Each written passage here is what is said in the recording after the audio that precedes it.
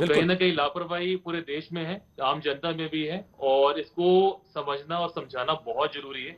Health care, मैं एक health care worker हूँ और मैं खुद मास्क लगा के घूमता हूँ, N95 मास्क लगा के घूमता हूँ, लोगों से डिस्टेंस मेंटेन करता हूँ। राइट सर, मैं ये स्टूडियो तक आता हूं तो मास्क लेके आता हूं, कैमरे के सामने आकर के बेशक उतारता हूं क्योंकि इस पूरे स्टूडियो में कोई नहीं है मेरे सिवा।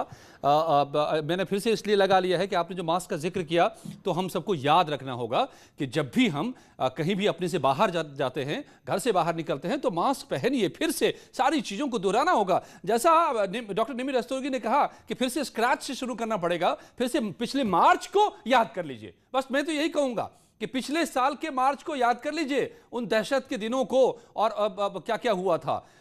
मगर समीर भाटी साहब सदस्य कोविड जागरूकता कमेटी के हैं मेरे साथ। भाटी जी, तो ये क्या हुआ? हम भूलने लगे, होली भी हम खेल रहे हैं, हम हाट बाजार भी कर रहे हैं, और मस्ती में लग गए हैं कि अब कोविड गया तो लौट के आ गया फिर।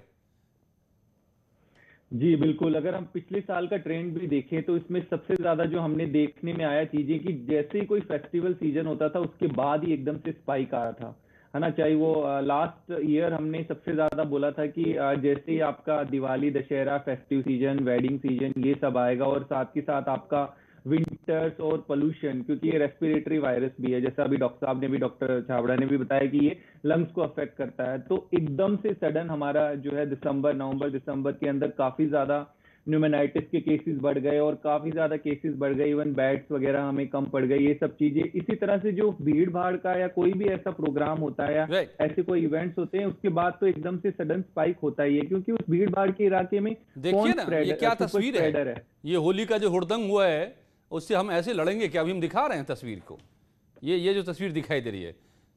समीर भाटी जी, तो जागरूकता कहाँ गई? आप तो जागरूकता फैला रहे हैं लोगों के बीच।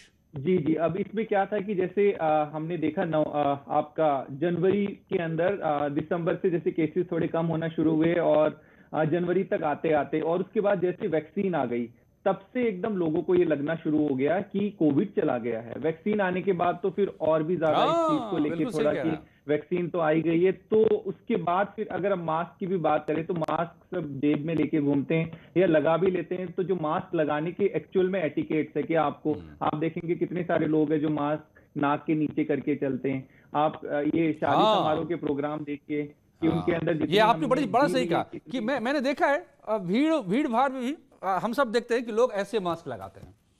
ये मास्क नहीं लगाने से ज्यादा खतरनाक है, मैं आपको बताऊं, ऐसे मास्क लगाना। जब आप ऐसे लगाते हैं मास्क तो अपने आप को आप शरीर पे भी यहां से वायरस को भेजते हैं। और देखिए बड़ा फैसला जो आ रहा है वो अभी यूपी उत्तराखंड सरकार का आ रहा है। यूपी, दिल्ली, राजस्थान शामिल है जहां से लोग आएंगे 1 अप्रैल से। जो अब मैं आपको बताऊं कि उत्तराखंड में कुंभ आयोजित हो रहा है और इस कुंभ को लेकर के बड़ा फैसला सरकार ने किया है। उत्तराखंड की सरकार ने कि एंट्री के लिए नेगेटिव रिपोर्ट चाहिए होगी। जो भी कुंभ में जाएंगे पहले नेगेटिव रिपोर्ट पिछले 72 घंटे की लेकर जाइए। 12 राज्यों के लोगों को खासतौर से लानी होगी। यूपी, दिल्ली, राजस्थान भी इसमें शामिल हैं।